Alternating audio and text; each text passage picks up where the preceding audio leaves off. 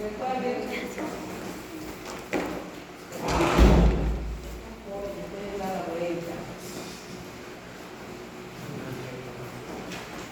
Ya saben que en el Perú tenemos una alta tasa de TBC, pero TBC pulmonar. Lastimosamente la OMS ya ha reportado que ha incrementado la tasa de TBC extrapulmonar, sobre todo en la pleural. En segundo lugar está la peritoneal, por eso es que se agrega en el caso de líquidos, ¿no? Hablar de pleura y de pleural y peritoneal. Porque reporte de TBC peritoneal y pleural.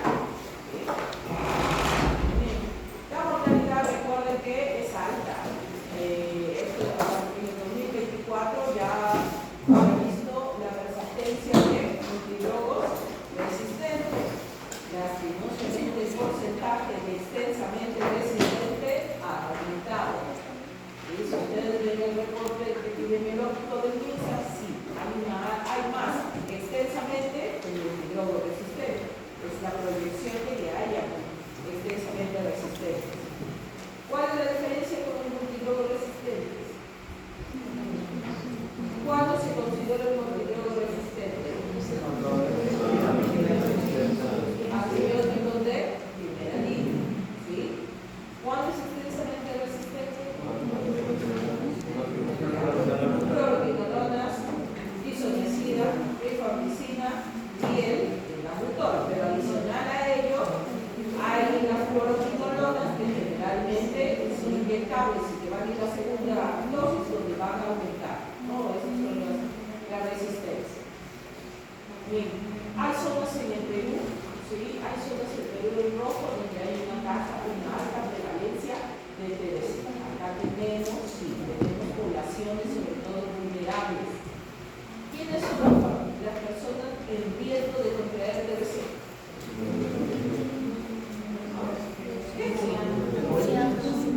No sé. Uno debe decir los pacientes con VIH. Mayores, más que adultos mayores, niños. Los niños, sí, los presos por la condición de hacinamiento.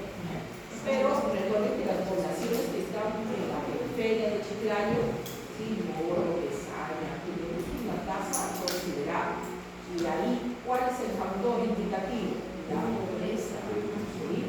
La pobreza. No deben hacer ustedes su salud, no van a ser de la ciudad. La ciudad hay muy pocos casos, claro que son casos que vienen de afuera. ¿Sí? Entonces van a haber poblaciones, niños que basta que la familia tenga TBC para que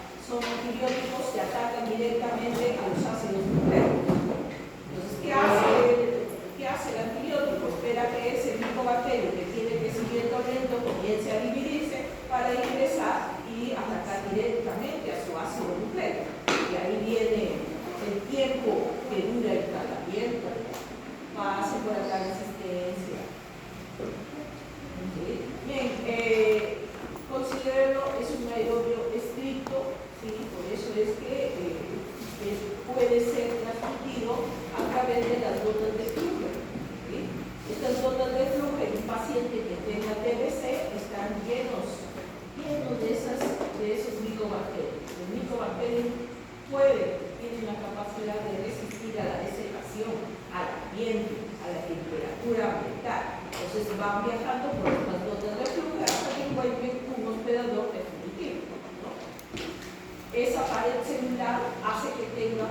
factor de virulencia alicoarabinomanano, que es el líquido que constituye la mayor capa de la pared celular de este tipo de bacteria. Sí, hablando de las micobacterias. El 10%, solo el 10% de los infectados desarrollan la enfermedad. El otro 90%, ¿qué tipo de paciente puede ser?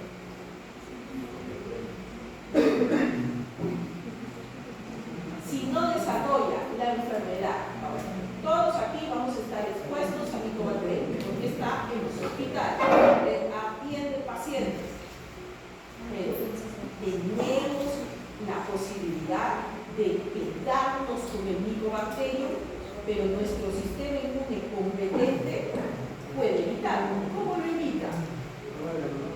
Formando granulomas. El granuloma va a permanecer en los pulmones, ¿sí? Pero nunca es una posibilidad. Va a quedar en los pulmones y va a permanecer ahí hasta el día que nos moramos. Pero cuando se reactiva ese granuloma, ¿quién es el paciente que le baja la defensa? Los pacientes que tienen VIH. ¿Por qué? Porque le van a bajar los CD4. Y sin los CD4 no se va a formar esas capas alrededor de ese fagocito que ha deglutido a micobacterium tuberculosis.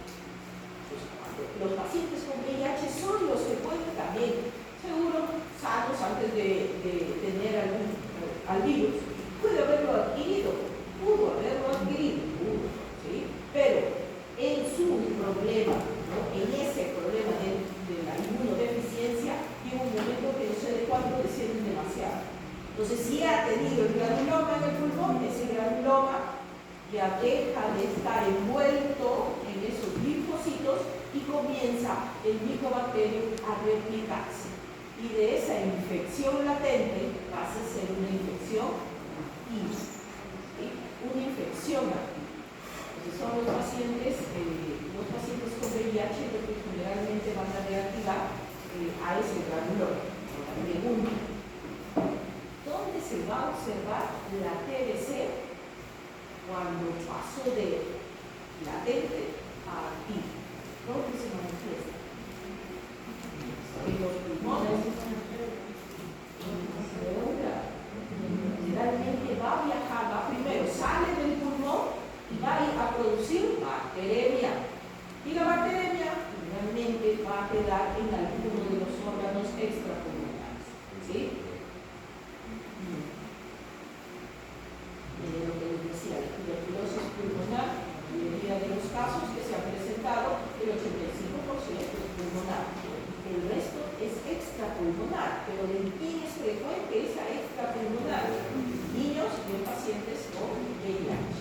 ¿Dónde se va esta extrapulmonar? Pues la pulmonar pasa a ser extrapulmonar en algunos casos. ¿Dónde se va? A nivel de los ganglios, la pleura, las meninges, el tejido óseo, el aparato genitourinario, ¿sí? Pero principalmente a nivel de la pleura es donde hay la mayor tasa de TBC. La sintomatología es conocida, pero recuerden que no todo el que tose va a tener TBC. ¿Sí? Entonces hay características que tiene el paciente con TBC. Una de ellas, ¿cuál es? Baja de peso. Una faringitis no te va a bajar de peso, en cambio una TBC sí, te baja muy rápidamente de peso. ¿Sí? La TBC es esa tos productiva. Ahora, esa tos productiva también tiene unas características. El que sea pulvénica 1. Ya cuando el caso es ya muy avanzada, esa TBC, está bien. Puede haber hematitis, ¿sí? Puede haber hematitis. La fiebre vespertina, la sudoración del paciente durante la noche, también es característico de la TBC. Porque se mantiene el microorganismo durante la noche, el paciente sigue tosiendo. En algún momento llega a descansar y es ahí donde comienza nuestro sistema inmune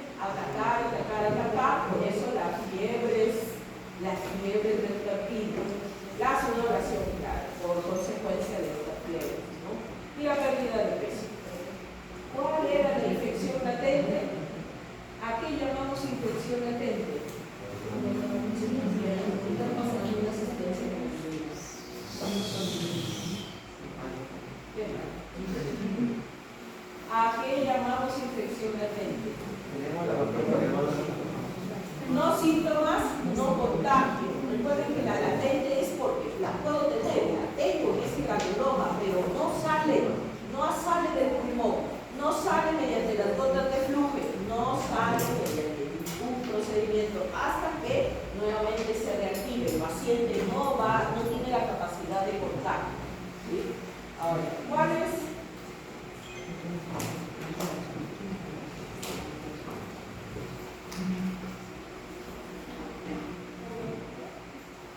La infección latente tiene pruebas ante la sospecha, sobre todo cuando en la familia hay niños y se sospecha de que hay una infección latente.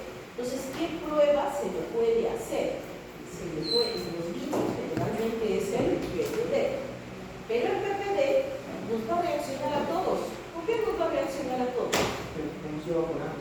Porque tenemos la vacuna. ¿Cuál vacuna? La BCG. La BCG contra qué nos protege. ¿Contra qué nos protege la BCG? ¿Contra qué tipo de TBC? Sí, el que nos deja la huella. Esa es la BCG. Esa huella que nos deja en el brazo, esa es la BCG. Y no la tiene, no es que no la tiene, no le hayan puesto, su piel o su cuerpo tiene otra forma de reacción. ¿Contra qué nos vacunan? ¿Contra qué creen que nos están vacunando? ¿Contra qué tipo de TBC? La más peligrosa. La meningia. Por lo tanto, la meningitis es la que pasa por todo el sistema, por toda la sangre, contra eso nos protege, pero no nos puede proteger contra la TBC pulmonar, eso nos puede dar.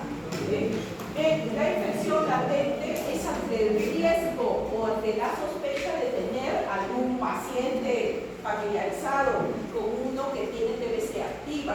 Entonces, ¿qué se le hace a los niños y a los pacientes con VIH? El PPD, que es esta prueba de tuberculina que se hace en el bracito y que se mide, tiene unas mediciones. Y en el caso, ¿por qué las mediciones? Por lo mismo que todos aquí vamos a reaccionar contra el PPD, que es una proteína purificada, una proteína de derivado purificado. ¿De quién deriva esa proteína? Del micobacterio. Entonces, todos aquí vamos a reaccionar. Entonces, hay mediciones. Cuando ese PPD sea mayor o igual a 10, ahí sí tienes a un paciente con TBC activo. ¿Sí? Pero en el caso de los pacientes con VIH, no esperan a que ese PPD o esa pápula llegue hasta los 10. Con que llegue a los 5, y sobre todo cuando está en una población donde hay casos de TBC, con mayor razón se acerca el PPD. Imagínense que sea un paciente que le han diagnosticado VIH. Ustedes saben que un paciente con VIH tiene el riesgo de TBC. ¿Okay? Pero ese paciente con VIH está preso. Entonces, aquí hay una población de riesgo. Aquí hay casos de TBC. Pero este paciente con VIH no tiene sintomatología. Pero como está cerca de esa población donde sí hay TBC, entonces se acepta el mayor o igual a 5 ml, ¿sí? La formación de la pápula. El IGA es otra. Pensé que te voy a decir a tomar café siquiera. Dormido los cuatro. Bien, el IGA es otra prueba. El IGA es una prueba que famosamente costosa. ¿Sí? Así que siempre en los centros de salud de las enfermeras hacen el PPD. Si no hay enfermera, ustedes, el PPD es una prueba que si nos da el Estado estos efectos.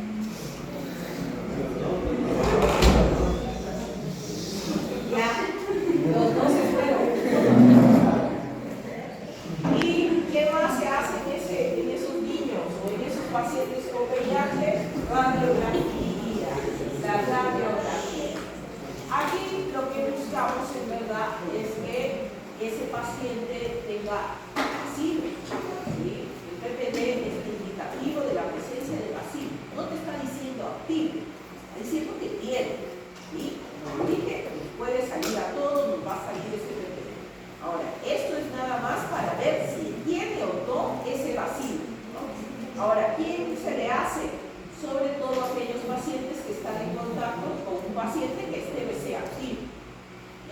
paciente con VIH y bueno, cualquier paciente que sea inmunosuprimido. En cambio, la TBC activa, aquella que manifiesta enfermedad, que contagia, que tiene toda la sintomatología, ¿qué prueba se le hace en primer lugar? A un paciente activo, con TBC activa, que tiene todos los síntomas. ¿Qué? La prueba no se llama beca, es el bacilo de COVID, eso se llama es vaciloscopía. La vaciloscopía es el examen de laboratorio que lo tienen en una hojita y ustedes lo van a ir a marcar o lo van a escribir. Esa vaciloscopía es una simple tinción. El Estado todavía no da la tinción. En otros países ya no utilizan la tinción porque es una fuente muy fácil de contagio. ¿Sí? Entonces la vaciloscopía sigue siendo la vaciloscopía de Sid-Nielsen. Si recuerdan, microbiología, ¿cuántos colorantes son?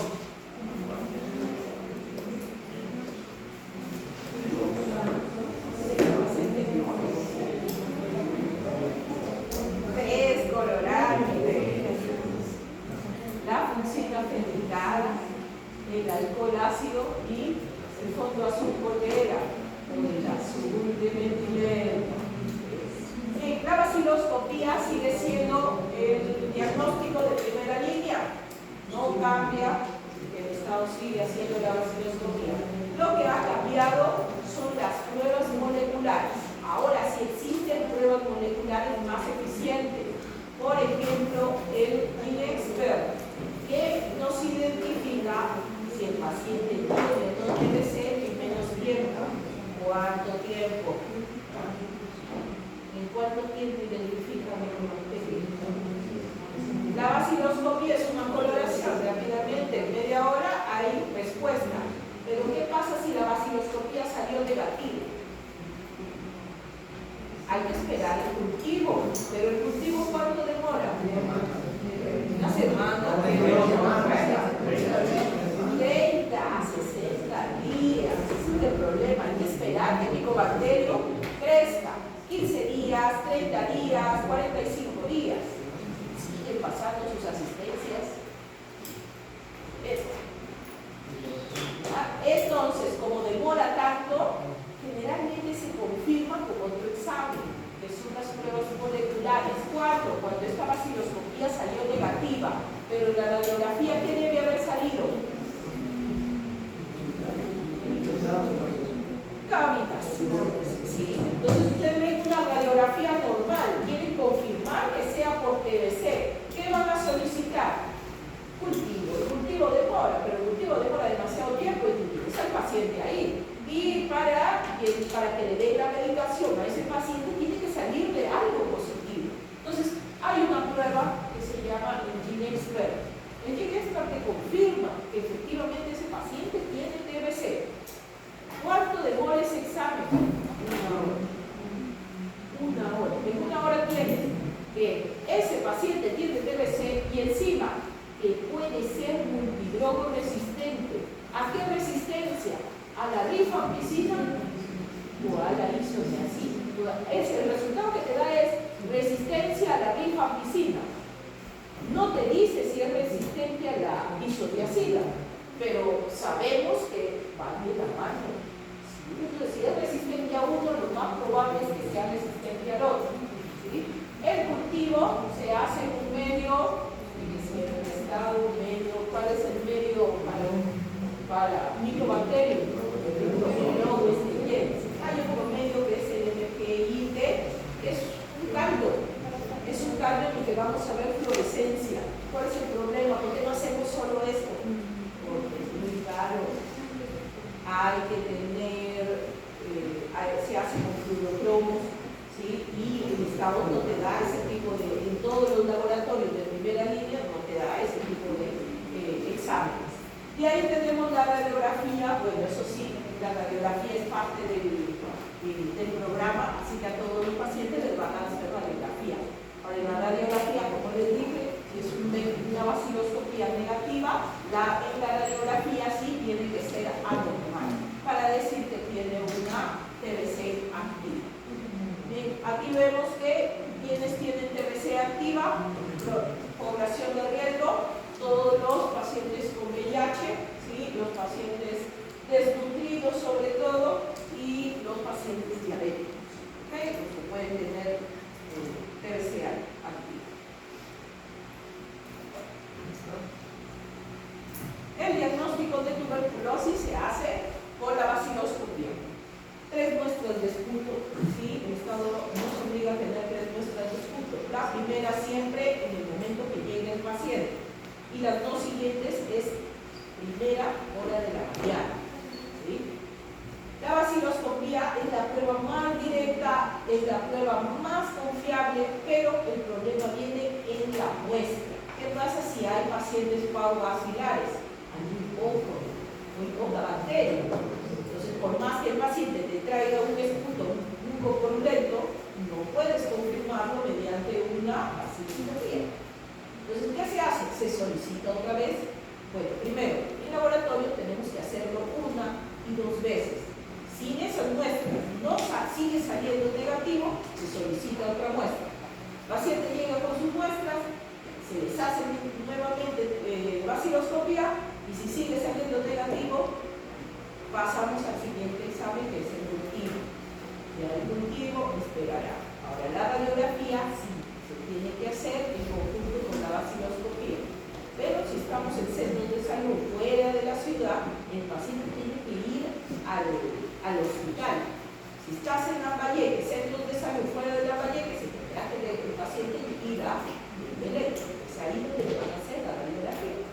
Entonces, en ese ir y venir se te fueron los pacientes. Es un problema que no lo podamos diagnosticar con las vaciloscopías únicamente. Hay 2 tipos de coloraciones, una es la de Gladys-Silmicen y la otra es de auramina o, en el caso de Silmicen son bacilos de color rosado, aquí en auramina, como ven, son blancos. Lo único que hace es resaltar el bacilo, ese tipo de coloración. Las muestras de esputo, como les decía, siempre tienen que ser un poco purulenta. El Estado también da los vasitos para darle al paciente, es obligatorio darle a todo paciente que llegue con tos persistente. Resultados, ¿qué le van a decir cuando se haga la atención de Silmicen? ¿Qué pasa si le sale solo, nos dice que aquí se puede reportar, ¿sí? Cuando el número de bacterias de 1 a 9 me sale positivo, pero hay que especificar el número exacto de bacilos encefálicos. Esos son los pauvacilares. Tú lees una lámina, 2 láminas, 2 muestras, 3 muestras y te sigue saliendo 4, 5, 4, 5, toda la lámina. Es ahí donde se pide nuevas muestras para ver si hay alguna modificación. Si no, el paciente tendrá que esperar el cultivo. El cultivo sigue siendo la más sensible y lo más específico. El problema es el tiempo. Positivo una cruz, cuando en 100 campos tú tienes de 10 a 99. 2 cruces de 1 a 10, pero 50 campos. Y 3 cruces de 10 vacilos en 20 campos. ¿Cuál es lo más grave? ¿Cuándo te va a salir 3 cruces? Cuando tiene ya mucha hemolisis. Son pacientes ya más complicados. Entonces tienen ya toda la sintomatología, bajaron de peso, tienen tiempo con la enfermedad y no ha ido a control, no ha ido a centro de salud. Entonces eso generalmente es cruces. Y si todo esto no funciona, como les dije, se pasa a las pruebas moleculares de diagnóstico rápido para la TB que lo hace la Teresa. Por eso entonces se realiza eso. Por eso hay una norma técnica que especifica todo el programa que hay que seguir cuando tenemos este tipo de pacientes. El PPD, como les dije, es un derivado proteico modificado. Es indicado, según ese programa, cuando hay pacientes con infección latente. ¿Quién puede tener infección latente?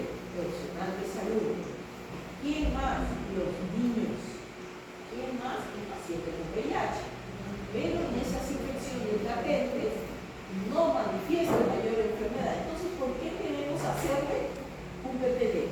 Si no tiene ni síntomas, no tiene tampoco, no puede contagiar. ¿Por qué se les hace? ¿Por?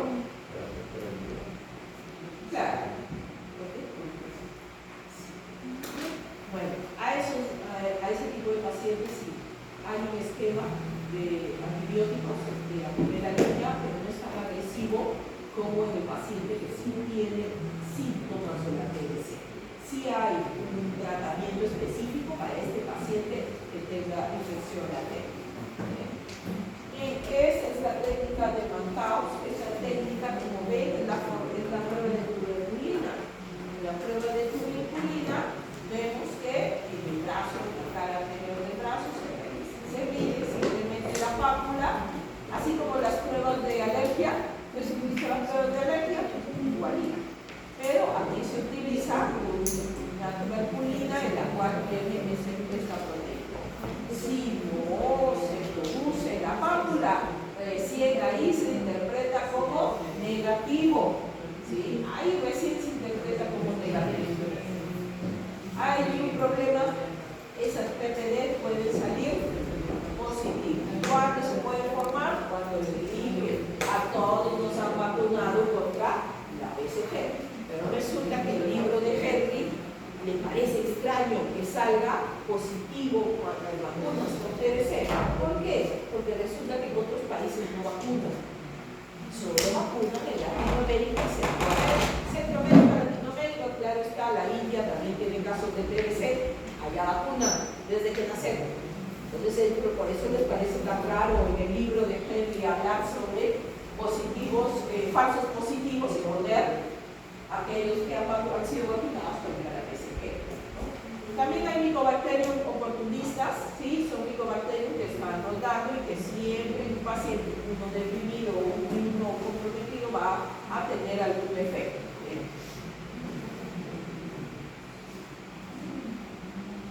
Los falsos negativos, sobre todo cuando hay otro tipo de infecciones víricas, aparte del VIH, allí hablamos de varicela, sarampión, ¿sí? Solo se pueden producir estos falsos negativos. El virus de la inmunodeficiencia también, hay pacientes que les sale negativo el PPD, pero cuando reciben el cultivo salió positivo. Por el digo, el cultivo tiene mucha sensibilidad en la TBC pulmonar. El IGRA, ¿a quién se le hace IGRA? ¿Activo o latente? Latente. El IGRA es una prueba en la que se busca, así como las pruebas antígenos anticuerpos, ¿sí? Aquí se busca la presencia o la libera que se dé del antígeno anticuerpo, pero en ese proceso se va a liberar un interferón. ¿Recuerdan qué son los interferones? Citoquinas. Son citoquinas que van a comenzar a llevar a más linfocitos. Entonces, cuando se liberan, luego cuando llegan linfocitos por la infección, los interferones se van a liberar. Entonces, este IGA es una prueba en la que observa la presencia de estos interferones y los comienza a medir, a cuantificar. ¿Sí? Entonces, ¿a quién se le hace IGA? A los pacientes que tengan infección latente. Infección latente. ¿Por qué? Porque ya conoce su cuerpo, el sistema inmune ya está reaccionando o ha reaccionado ante el ingreso del micobacterio. ¿Cómo reaccionó? Le formó un granuloma. Entonces significa que ya lo conoce. ¿Sí? Bien, el PPD y el IGA, recuerden que son para la infección latente de TBC. ¿Sí? El PPD generalmente inicia, ¿sí? Las pruebas para reconocer este tipo de pacientes. ¿Sí? Es muy disponible, eso lo reparte el Estado a todos los centros de salud. El suero lo tienen que tener porque tenemos una población de niños, ¿sí? Desnutridos, y a ellos generalmente se les está haciendo. ¿Cuáles son las pruebas moleculares?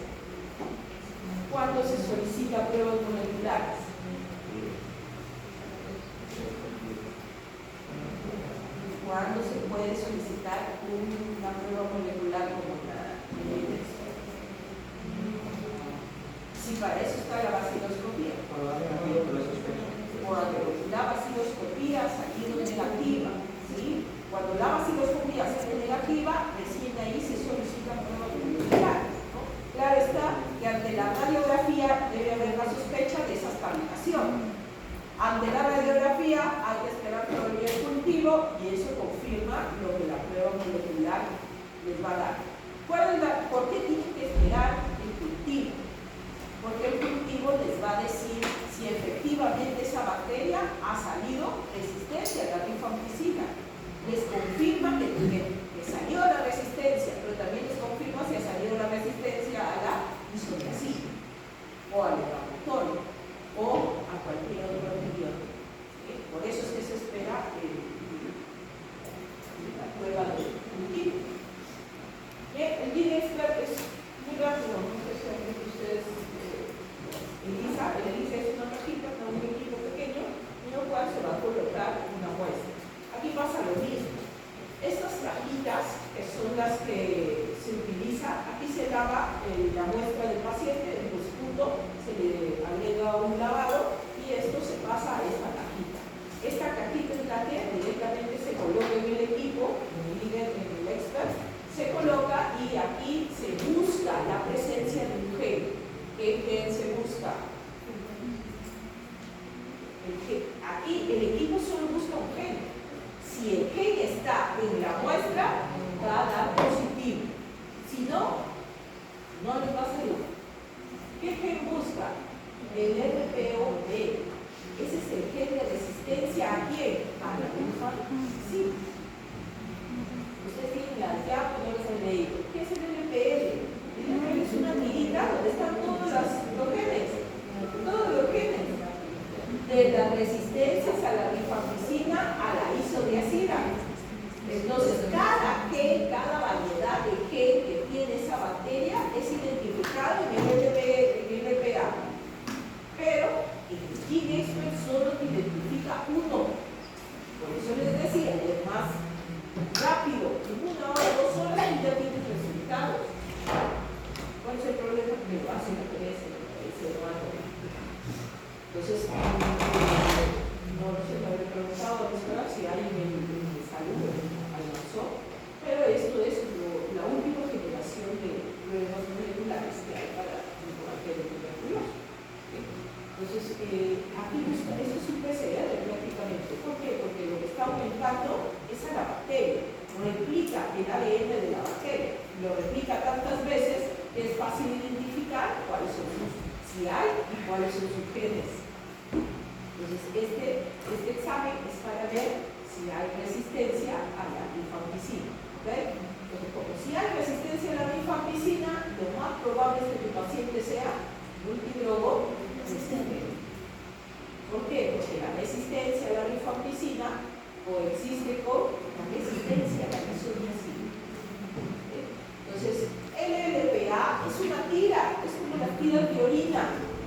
Es una tirita que se coloca en el lavado de la muestra de esputo y lo único que se hace es esperar la lectura. Bueno, la lectura se realiza en una máquina. Se coloca la tirita en la máquina y la máquina te está leyendo cuál de estos genes que están adheridos en el papelito, en la tirita, tiene la muestra. Entonces, si ustedes han visto, por ejemplo, todos los que se tiñen en esta zona, cualquiera de ellos, indica resistencia a la rifampicina. Una barrita, otra barrita, no importa. Cualquiera de estas barritas indica resistencia a la rifampicina. Cambio, la segunda parte de la tira, cualquiera que se tiña, indica resistencia a la isoniazida. Entonces, esa es la prueba de LPA. La prueba de LPA es también una identificación de ADN, ¿sí? para esa muestra en la cual se sospecha de TBC activa. ¿Sí? Ahora sí. ¿Cuál es el problema con el LPA? Que no se recomienda cuando no lo pueden hacer, no pueden solicitar el LPA. Cuando la vaciloscopía es negativa. Si la vaciloscopía es negativa y la radiografía es positiva, ¿cuál van a pedir?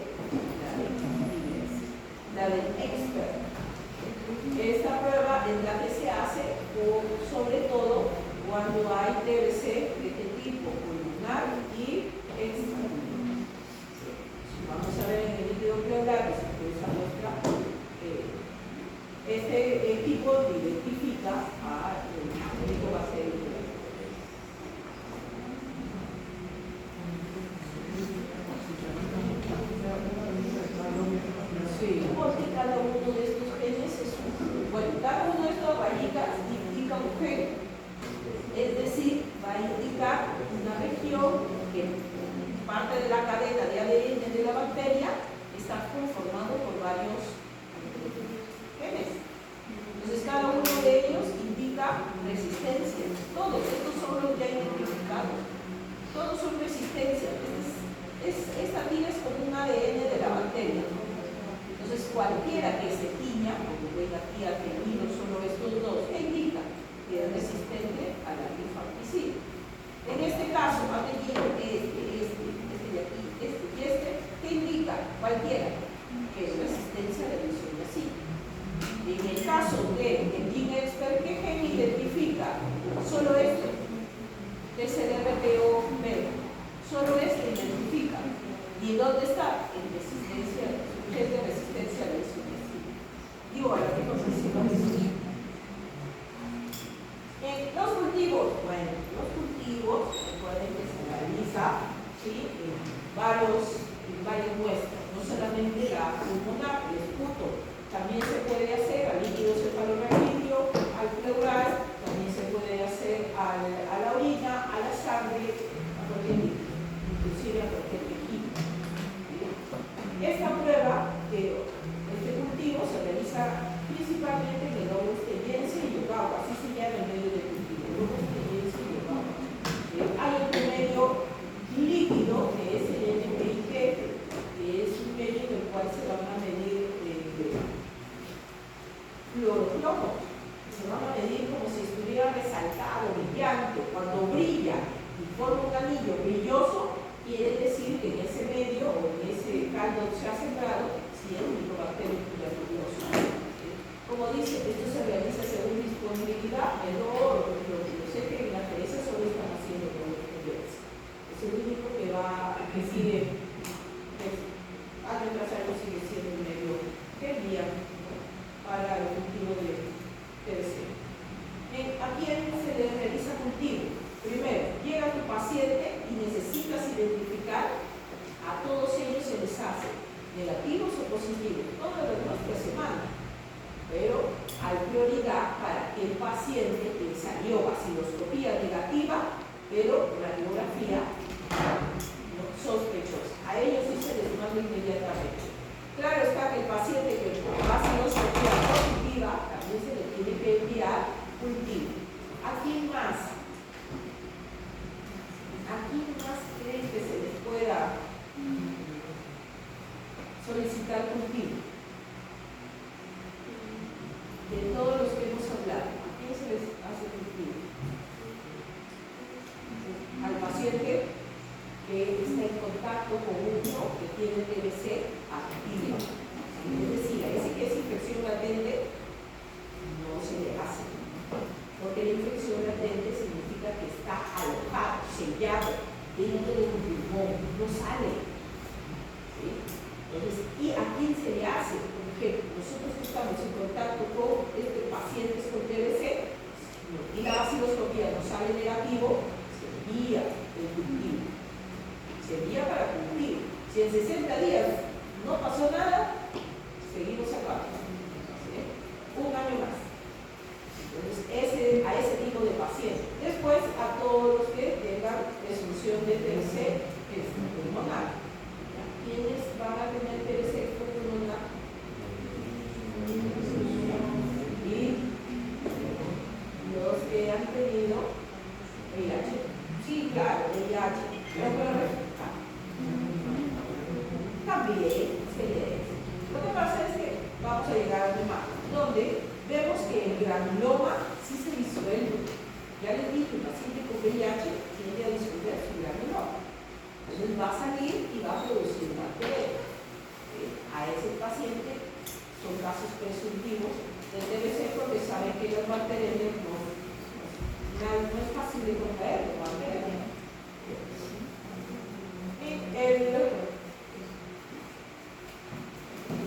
En el caso de medios de cultivo, como les decía, el lobo estellense es que lo interesa se tiene. El MGIT es un caldo. ¿Qué es lo que busca este caldo? La formación de un anillo, va a brillar, hay que utilizar un fluorocromo para hacerlo resaltar, para hacerlo brillar. Entonces, como ven, aquí está oscura y es la única forma de hacerlo brillar cuando no hay el tipo de fluorescencia a oscuras. ¿Sí? Entonces, ese brillo color naranja que se observa en la base del tubo, ese brillo es el que indica crecimiento de micobacterias tuberculosas. Claro está, aquí sí, es más costoso, este equipo es más costoso, pero nos da 1 a 3 semanas de resultado, a comparación de lo que esperamos 2 meses. Aquí son aproximadamente 15 días. En cambio aquí, 2 meses. Hay las pruebas fenotípicas, ¿sí?, para la evaluación de los pacientes con PBC, ¿sí?, que manifiestan la enfermedad, que manifiesta su resistencia a las drogas, ¿sí?, a los antibióticos. Entonces, esta es la prueba de Wundt. Ustedes ven que aquí van a ver como si fueran gusanitos. ¿Saben qué son esos gusanitos? Los bacilos del micobacterio que se han agrupado. A eso se llama la reacción de Huelga. Entonces, estos micobacterios se han agrupado como si fueran cadenitas, como si fueran gusanitos. Cada uno de esas agrupaciones son muchos micobacterios. Esta es la prueba de Wundt. Se hace directamente en el microscopio, pero este es un método en el que se va a realizar una evaluación de susceptibilidad. Entonces, ¿a quiénes se le realiza esta prueba de Wundt? Principalmente a los que son positivos, que tienen TBC activa, ¿sí? ¿Y qué pasa si su paciente no mejora después de los 2 meses del tratamiento, de iniciar el tratamiento? Entonces, a ese tipo de paciente, pasados los 2 meses, hay que hacerles un control.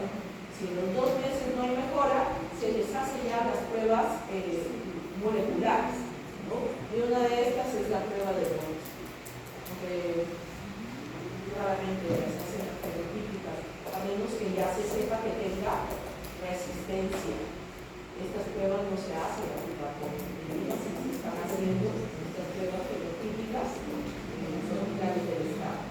Bien, estas son las pruebas para evaluar ¿qué? Para evaluar la resistencia. ¿Sí? ¿La resistencia a quién? ¿A qué antibiótico? A la piracina. A la piracina. Por eso es que se realizan ya en aquellos pacientes con control. Vemos que no mejora, se hace un nuevo control en busca de saber o identificar si tiene resistencia. Esta es una prueba más rápida, claro está, evalúa más rápidamente porque ya sabes que ese paciente es positivo. La prueba no demora mucho, ¿sí? No demora mucho, pero es el problema que no lo hacemos aquí en los casos. Para recordar, monoresistencia, un solo antibiótico. Poliresistencia, a cualquier antibiótico menos a isoniazida y rifampicina. Los multidrogos resistentes son aquellos que tienen resistencia a la isoniazida y a la rifampicina.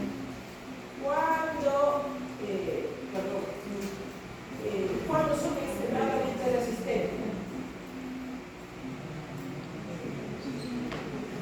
ya a isoniazida, a rifampicina, a las fluoroquinolonas, que son los indicados de cirulanina. ¿Sí? Y los totalmente resistentes, estos son los casos más raros. En el Perú no se ha reportado, pero en el mundo sí hay reporte de totalmente resistente. No me acuerdo de qué país son los que ya se han reportado totalmente resistentes, pero hay un reporte ya del año pasado.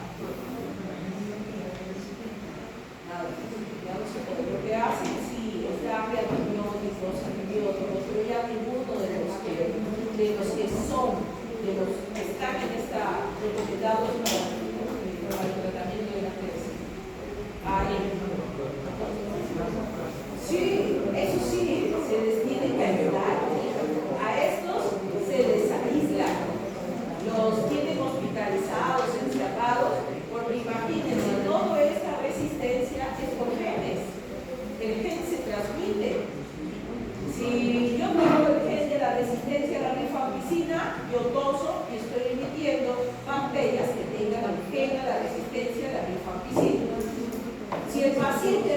uno resistente a la fluoroquinolonas tose y tiene, y esa bacteria sale con el test de resistencia. Entonces, por eso es que se les encierra. Hay un caso que ha salido, porque no me acuerdo, lo leí hace meses, de totalmente resistentes, que hicieron con el paciente sin publicitar, no había otra forma. Lo mismo hacen con los estrechamente resistentes, lo aíslan para que no contagie a nadie más. Porque imagínense el contagio de este tipo de bacterias. Si hay tratamiento, me parece que hay una forma de paliar pues, la TBC hasta que el cuerpo decimos muchas personas y con la primera línea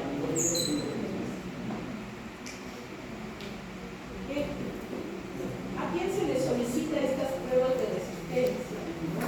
Imagínense el pero ¿a quién se le solicitará? A aquellos pacientes que tengan un cultivo positivo, ¿sí? A los pacientes que tengan vaciloscopía negativa, pero radiografía sospechosa, al paciente que ha estado en contacto con otro que tiene TBC activa. Tal vez parejas, uno tiene TBC activa, el otro no manifiesta sintomatología. Entonces, ante esa sospecha, hay que realizarle este tipo de exámenes. Otra prueba que se solicita para el diagnóstico de la resistencia son los cultivos. Esto es confirmatorio, con esto confirmas. La otra prueba que era el RPA. ¿Qué es el RPA? ¿Qué mide? ¿A quién? A eso ya sí. Sí, es un ADN, es una prueba de ADN. Cuando tienes una tirita que lo lee el equipo, después de haberse colocado la muestra del uno del paciente. El MOB, ¿sí? Y también es una prueba fenotípica, es esa de cuerdas que le digo, y el cultivo MGIT, que es un caldo que va a resaltar el crecimiento de micobacterias. Bien, este es el esquema que se sigue, ¿sí? El esquema que se sigue para lo que es el diagnóstico de tuberculosis y resistencia. La vaciloscopía, si salió negativa, ¿sí? Ahí, como les dije, la consulta médica determinará si se le hace radiografía y se espera el cultivo. Pero si la vaciloscopía es positiva, muy bien. Ahora hay que hacerle otras pruebas, ¿sí? La vaciloscopía positiva, hay que esperar el cultivo. ¿Sí? Ante esa vaciloscopía positiva, ¿sí? Estamos en un caso de TB, pero hay que esperar el cultivo. Cuando el caso presuntivo se le haga o se le realice pruebas moleculares, muy bien. Aquí esta prueba molecular tenemos dos respuestas. ¿Se detecta la resistencia o no se detecta? Si no se detecta, no es TBC. Pero si se detecta, muy bien, es un caso de TBC, pero hay que esperar el cultivo para determinar si tiene o no la resistencia que cualquier prueba molecular le haya resaltado. ¿Sí? Eso es lo que se sigue. Realmente el cultivo es el que nos va a decir, hay que hacer de pruebas de sensibilidad o de susceptibilidad y esperar el resultado. El resultado te va a confirmar si tiene o no resistencia. Bien, vamos a hablar de la TBC extrapulmonar. La TBC extrapulmonar, realmente,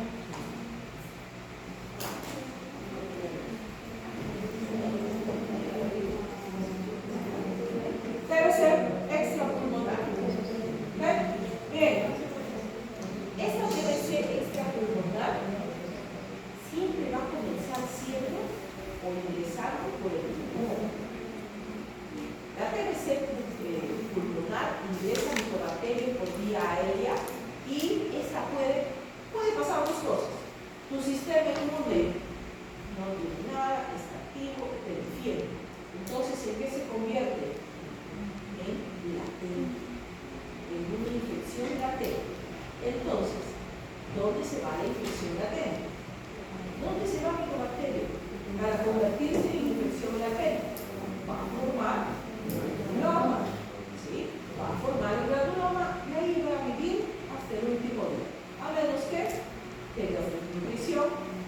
será pH positivo y ese nuevamente van a ser factores para que salga ese granuloma, para que se disuelva ese granuloma. Ahora, una vez que se disuelve el granuloma, ¿qué va a pasar? Que va a provocar en el paciente bacteremia. La bacteremia va a permitir que se vaya a cualquier órgano. ¿Sí?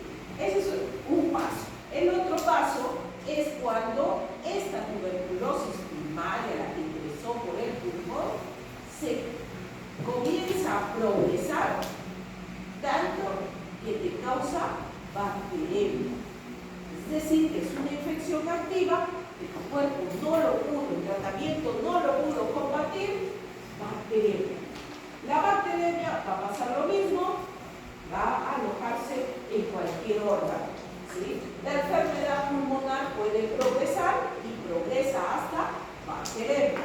La bacteremia, es decir, la infección en sangre, va a llegar a cualquier órgano. ¿Okay? De esa manera, aparecen las TBC extrapulmonar. En cualquiera de esas dos vías, pero siempre comenzando por la pulmonar. Son pocos casos, no todos los casos llegan a ser TBC extrapulmonar. Nos reportan que del 15 al 25% de todos los casos de TBC activa pulmonar se convierten en extrapulmonar. ¿Sí? ¿Cuál es la población de riesgo? Inmunosuprimidos. Y ahí tenemos VIH y desnutridos. ¿Sí? Resulta que esta TBC extrapulmonar generalmente es pauvacilar. ¿Qué significa que sea pauvacilar? Que no tiene mucho microorganismo. Entonces, si nosotros hacemos una prueba de sílice sangrar, les reportarán, será dable que ustedes soliciten una vaciloscopía sabiendo que en ese líquido o en esa muestra hay muy poco microorganismo. ¿Saldrá positivo o negativo esa vaciloscopía? Negativas. Las vaciloscopías para líquidos extrapulmonares salen negativas en su gran mayoría. En su gran mayoría. ¿Sí? Porque nosotros hemos hecho sílice de nuestra orina y han salido positivas. ¿Sí? Por eso, su gran mayoría salen negativas. ¿Sí? Usualmente, ¿qué es lo que va a pasar? Se van a ir por sangre y se van a diseminar a varios sitios. ¿Okay? Muy bien. Si es a nivel de las meninges, ¿qué muestra se tomará? Si es a nivel de la pleura, pleural. Si es a nivel del peritoneo, y ¿no les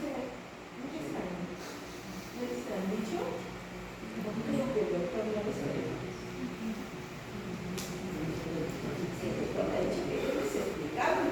Yo les pregunto, ¿está muy enojado con ustedes? ¿Qué le habrán hecho? Vamos a hablar del diagnóstico de TBC pleural, ¿sí? Esta TBC es el principal tipo de TBC extrapulmonar, ¿sí? Es la que mayor incidencia tiene. Una vez que sale del pulmón, se va a la pleura. Entonces, ustedes le hacen una toracocentesis y extraen el líquido. Este líquido no se le va a hacer sílice, no se le hace coloración. ¿Qué se realiza? Hilada. Hilada es la adenosina desaminasa, que simplemente estamos aquí, es una prueba colorimétrica. ¿Qué se hace en esa prueba colorimétrica? Esperar que la adenosina se transforme en inositol y muestre un color. Esa prueba es indicativo, si sale positivo, indicativo de Mycobacterium tuberculosis. ¿Okay? Ahora, ¿cómo lo confirman? Aquí el cultivo muchas veces no funciona. ¿Por qué no funciona? ¿Qué dijimos que son este tipo de muestras? Pauvacilar. Hay muy poco Mycobacterium, por lo tanto, un cultivo no me ayuda. ¿Qué les va a ayudar? Las laparoscopías y las biopsias pleurales. ¿Y en eso qué voy a ver en esta biopsia? Granulomas con necrosis gaseosa. Eso es lo que les dice en el centro de queso. ¿Sí? Es un granuloma y van a ver en el centro un blanquecino. Cuando hacen las tinciones, hacen las tinciones histológicas, van a ver un centro blanquecino y el resto es célula. Y ese es el granuloma. ¿Sí? A eso le llaman granulomas con necrosis gaseosa, porque si el micobacterio va a comenzar a destruir las células. Y el centro blanco que ve, ese es el centro que ya ha sido destruido y alrededor todavía está destruyendo. El hada es especialmente rico en linfocitos. O sea, la muestra tiene que tener linfocitos, tiene que verse muy purulenta para decir que efectivamente hay un proceso infeccioso. ¿Cuál es el que van a diagnosticar? Ahora, la pleuritis tuberculosa es lo que la TBC extrapulmonar cuando será a nivel de la pleura. El hada sí tiene su punto de corte, pero es sumamente efectivo. Aquí está el marcador inflamatorio, es lo que les va a confirmar este tipo de TBC. Nos dice que tiene una sensibilidad del 91%, quiere decir que el 91% de personas diagnosticadas, ¿sí?, con esta prueba es positiva. O sea, es confirmatorio, ese paciente tiene un TBC extrapulmonar y encima en la prueba. ¿Sí? ¿Tiene un valor predictivo? Sí. Ese paciente al que le salió es confirmatorio. Lo mismo tiene un valor predictivo negativo, lo contrario, que si el paciente le sale negativo, puede decir que efectivamente es negativo. ¿Sí? Entonces, esta es una prueba confirmatoria. Bien, este es el algoritmo o el flujograma que se sigue ante la sospecha de la tuberculosis pleural. Sí, nos sale en este caso que el paciente vive en una zona de alta incidencia de TBC, se le solicita el ADA y si el ADA sale mayor de 70, entonces se diagnostica con TBC pleural. Pero si sale menos de 40, entonces digo, aquí estoy sospechando. ¿Por qué? Porque está el paciente viviendo en una zona de incidencia de tuberculosis, donde pueden decir cuando sale menos de 40 que no tiene. ¿Sí? Entonces, ¿qué se hace? Se hace el siguiente paso. A este paciente sí hay que hacerle biopsia. Esa biopsia les va a confirmar si el ADA ha podido o no confirmar el diagnóstico. Cuando se vive en una zona con baja incidencia de tuberculosis y el ADA que sale menos de 40, ahí sí se descarga la enfermedad. Esto es lo que define si le hacemos o no, si te confirma o no el ADA. La TBC peritoneal, el líquido acítico es paucivacilar, se recuerda, pero sí también tiene un alto diagnóstico, una alta confirmación con la prueba de ADA. Aquí se recuerda el líquido acítico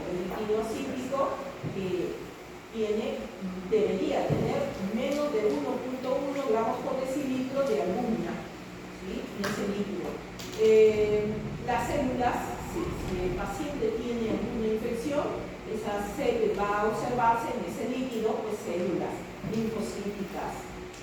El marcador que se utiliza para la confirmación de la ascitis es el ADA.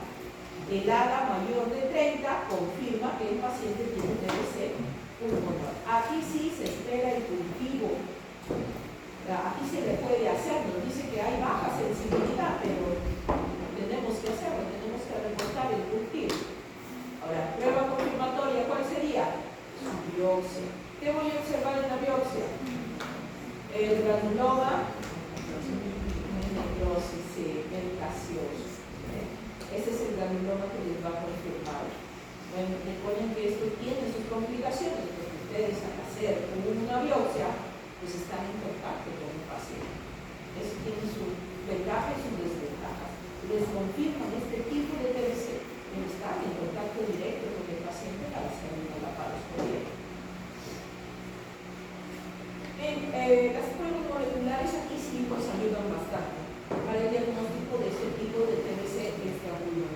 El Gene Expert es sobre todo beneficioso por lo rápido y por la resistencia que pueden confirmarles. Después, el Gene Expert también les confirma si hay una resistencia, la resistencia a la rifampicina. El Gene Expert yo le puedo poner cualquier tipo de muestra, sea la muestra de esputo, sea los líquidos pleurales o acíticos, cualquiera, no hay problema, lo recibe. Se hace el mismo lavado, se coloca en la cajita y te da el resultado. Se utiliza el Gene Expert principalmente por esto, porque es muy baja carga vacilar. Entonces, ¿qué hace el Gene Expert? Te multiplica la bacteria, le saca muchas copias, de modo que es más detectable.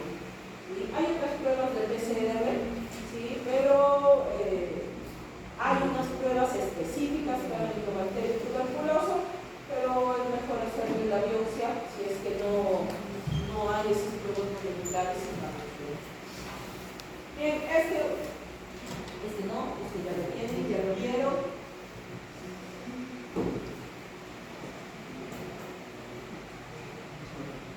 Este no lo han visto, sí lo han visto, ¿verdad?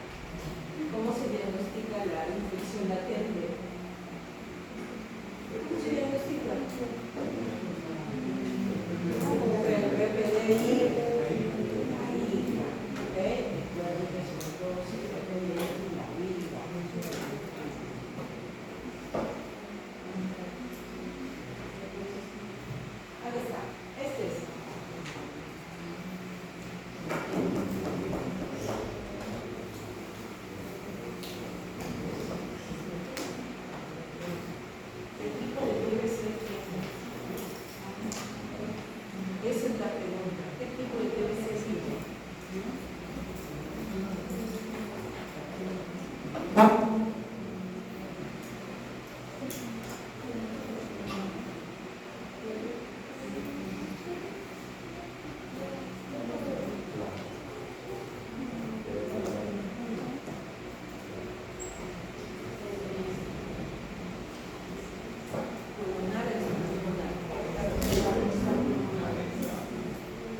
¿Por qué el extra? ¿Por qué es extra? Por helada. Solo mirando helada uno se da cuenta. El punto de corte de helada para que sea TBC pleural, por ejemplo, es menos de 40. Si es menos de 40, ya les he dicho, hay que ver de qué población viene, pero su punto de corte es 40.